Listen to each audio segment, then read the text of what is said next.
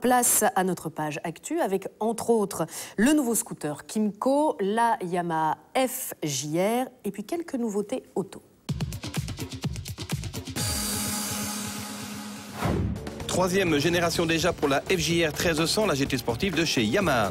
Il s'agit plus d'une évolution que d'une révolution avec l'adoption bien entendu des aides à la conduite, traction control, mapping moteur, cruise control, ABS, etc. Extérieurement, la queue de lifting touche le carénage, la bulle et les ouïes de ventilation. La béquille centrale est également plus facile à utiliser.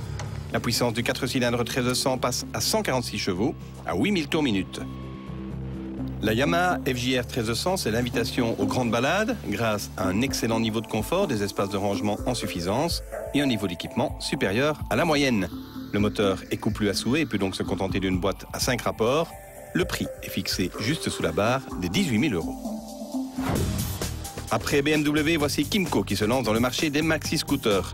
Le MyRoad 700i était en fait attendu avec impatience. Et l'attente valait le coup car le premier maxi-scooter du constructeur taïwanais a de la gueule, grâce entre autres à son gros bloc optique bleuté.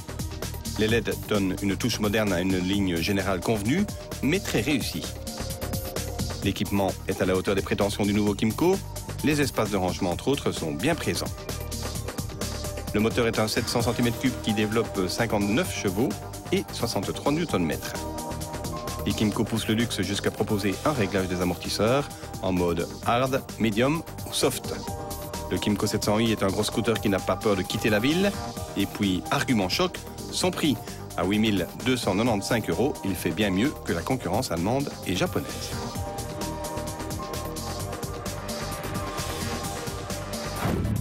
Avec sa nouvelle classe A, Mercedes joue gros.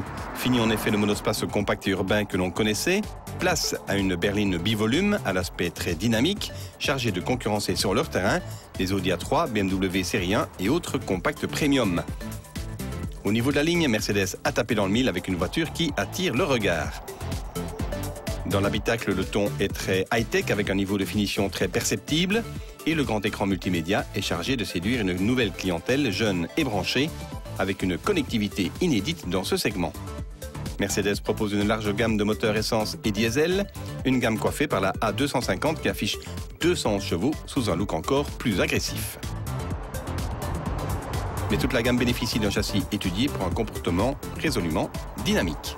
Les prix débutent sous la barre des 25 000 €.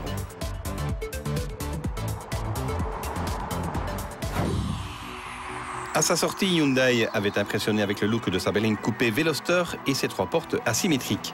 Mais le plumage cachait un ramage un peu maigre, un simple 1600 cm3 de 138 chevaux, peu enclin à une conduite dynamique.